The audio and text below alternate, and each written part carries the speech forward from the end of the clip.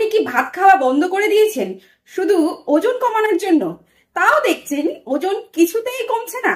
তাহলে আজকের এই ভিডিও আপনার জন্য। কারণ ভাত একা কখনোই কাউকে মোটা করে না, বরং ভুল খাওয়ার স্টাইলই ওজন বাড়িয়ে দেয়। ভাত খাওয়া কি সত্যিই ওজন বাড়ায়, নাকি একে স্মার্ট ভাবে খেলে ওয়েট লস সম্ভব? অনেকে ভাবে ভাত মানেই কার্বোহাইড্রেট, আর কার্বোহাইড্রেট মানেই মোটা হওয়া। এই ধারণাটা 90% মানুষের ভুল। কার্বোহাইড্রেট হচ্ছে শুধু একটা খাদ্য উপাদান যেটা আমাদের শরীরকে এনার্জি দেয়।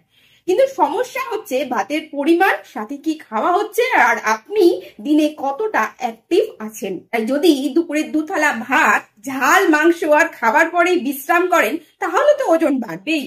কিন্তু যদি স্মার্ট কম্বিনেশনে খাওয়া যায়, তাহলে ভাত খেয়েও ওজন কমানো সম্ভব। 1 কাপ সিদ্ধ ভাতে প্রায় 200 ক্যালোরি থাকে। এতে ফাইবার কম, তাই বেশি খেলে খিদে তাড়াতাড়ি ফিরে আসে।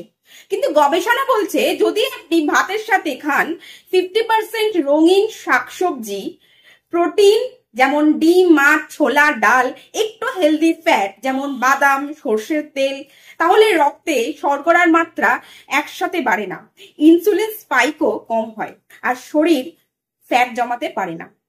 এভাবে ব্যালেন্স প্লেট খেলে মেটাবলিজম ঠিক থাকে, খিদেও কমে, আর ধীরে ধীরে ওজন কমে।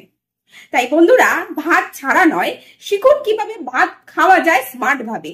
নিজেকে না খাইয়ে ডায়েট করলে ওজন কমার বদলে শরীর দুর্বল হয়। আজ থেকে বুঝে শুনে খাওয়া শুরু করুন। আর এমন এভিডেন্স বেসড সহজ বাংলা পুষ্টির টিপস পেতে সাবস্ক্রাইব করুন নিউট্রিটিভস চ্যানেল, আপনার ট্রাস্টেড ডায়েট পার্টনারকে।